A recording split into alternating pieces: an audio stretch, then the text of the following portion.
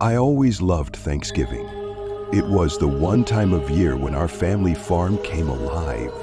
Cousins, aunts, uncles, everyone packed into our creaky old farmhouse, the scent of roasted turkey filling the air. This year, though, something felt different. It started when I went to the barn. My mom had sent me to fetch a table leaf for the big dinner. The old structure groaned against the November wind, its wooden beams swaying slightly. As I stepped inside, the familiar musty smell of hay mixed with something sharper, metallic. Blood. "Is that?" I whispered, my breath visible in the icy air. A sickly wet sound came from the far corner. I should have turned back, but curiosity got the better of me. The barn was darker than usual, the single bulb overhead flickering weakly. When I saw it, my stomach turned. A half-butchered turkey lay splayed open, its innards spilling onto the floor. But this wasn't like any turkey we'd ever raised. It was enormous, easily the size of a calf.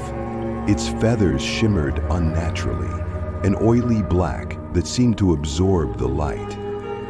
And its eyes, they were still open, gleaming with a hateful intelligence. "Who did this?" I murmured, backing away. As if in answer, I heard a whisper, faint at first, then growing louder. Not words exactly, more like a chant. It seemed to come from everywhere and nowhere, the barn walls themselves vibrating with the sound.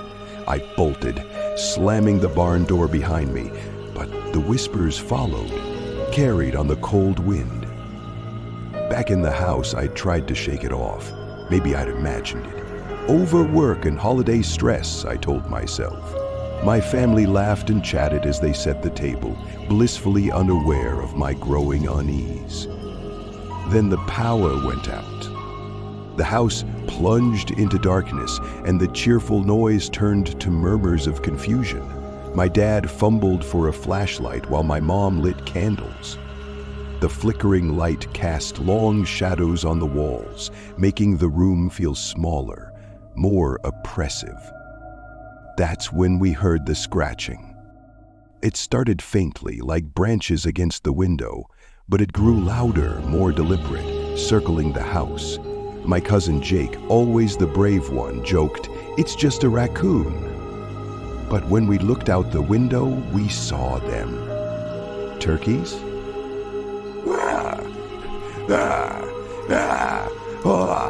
Dozens of them, standing motionless in the yard, their heads tilted unnaturally to the side as if they were watching us. Their eyes glinted in the candlelight, black and endless. "They're just birds," my uncle said, but his voice wavered. Then they moved. Not like normal turkeys. These things didn't waddle or flutter. They sprinted, slamming into the walls and windows, the sound of their beaks and claws echoing like gunfire. One of them hurled itself at the front door, over and over, until the wood began to splinter. "We need to get out of here," I shouted, but no one moved.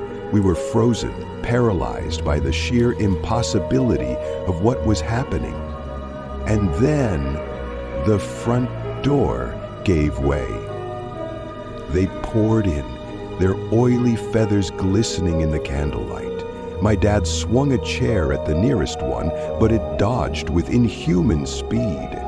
One of them leaped onto the table, scattering plates and silverware, its talons digging into the wood. I grabbed a carving knife and slashed wildly, catching one of the creatures in the neck.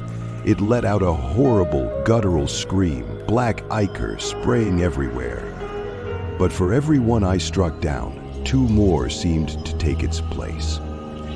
We fought our way to the back door, my family huddled together as we fled into the night. The turkeys didn't follow, they just stood in the doorway, watching us. When we reached the edge of the property, I turned back. The house was ablaze now, flames licking the sky, and in the firelight, I saw them. The turkeys, standing in perfect formation, their eyes locked on me. The whispers returned, louder this time. They weren't coming from the turkeys, they were coming from the ground itself, from the farm, from the land. And then I understood. This wasn't our farm anymore.